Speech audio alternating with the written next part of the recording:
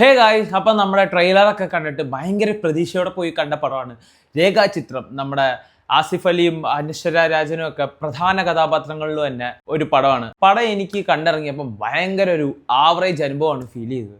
അതിന് കാരണം മറ്റൊന്നുമല്ല, ഒന്നാമത് വല്ലാത്ത രീതിയിലുള്ള വലിച്ചുതീട്ടലുകളാണ് ഈ സിനിമ മുഴുവൻ.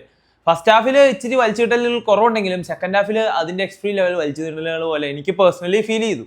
പിന്നെ അതുപോലെ തന്നെ ഒരു ക്രൈം ത്രില്ലർ, ആ ഒരു ജോണറിലുള്ള പടമാണല്ലോ. ആ ജോണറിലുള്ള ഒരു പടങ്ങൾക്ക് ഏറ്റവും കൂടുതൽ അത്യാവശ്യമായ കാര്യമാണ് പശ്ചാത്തല സംഗീതം.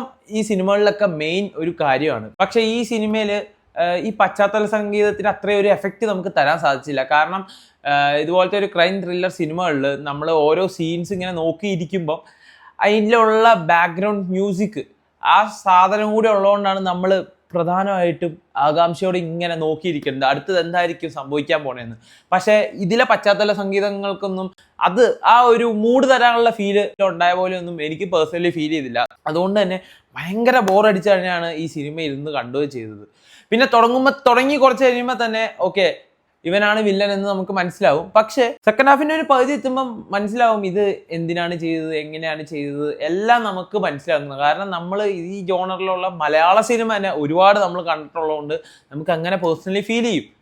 അപ്പം ഈ ക്ലൈമാക്സിന്റെ ഒരു ഇമ്പാക്റ്റ് ഉണ്ടല്ലോ ഈ ഓരോ ത്രില്ലർ സിനിമകളിലും അല്ലെങ്കിൽ ക്രൈം സ്റ്റോറി സിനിമകളിലൊക്കെ തന്നെ ഒരു ക്ലൈമാക്സിന്റെ ഒരു ത്രില്ലുണ്ടല്ലോ, ആ ത്രില്ല് നമുക്ക് ക്ലൈമാക്സിൽ കിട്ടുള്ള.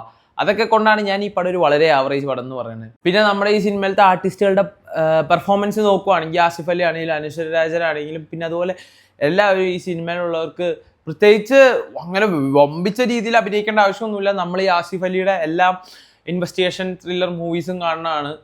അതുപോലത്തെ രീതിയിലുള്ള ഒരു ആക്ടിങ് ഇത് തന്നെയായിരുന്നു ഇതിൽ. പ്രത്യേകിച്ച് കൂടുതലായിട്ടൊന്നും ചെയ്യേണ്ടതായിട്ടൊന്നുമില്ല. ടോട്ടലി എനിക്ക് ഈ പടം ഭയങ്കര ഒരു ആവറേജ് ആയിട്ടാണ് തോന്നിയത്. ഭയങ്കര ഒരു ബോറടിക്കണ പടം പോലെയാണ് എനിക്ക് പേഴ്സണലി ഫീൽ ചെയ്തത്.